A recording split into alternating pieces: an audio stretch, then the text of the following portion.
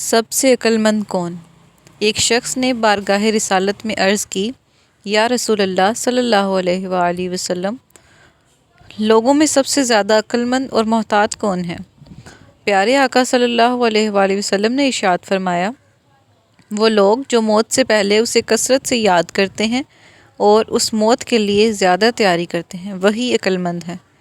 وہ دنیا اور آخرت کی بزرگی لے گئے۔ ابن ماجہ۔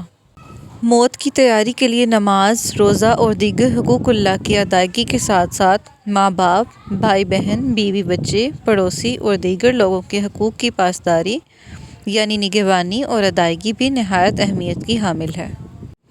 ایک اور جگہ ارشاد فرمایا، دنیا کے لیے اتنا کماؤ جتنا دنیا میں رہنا ہے، اور آخرت کے لیے اتنا جتنا کہ آخرت میں رہنا ہے۔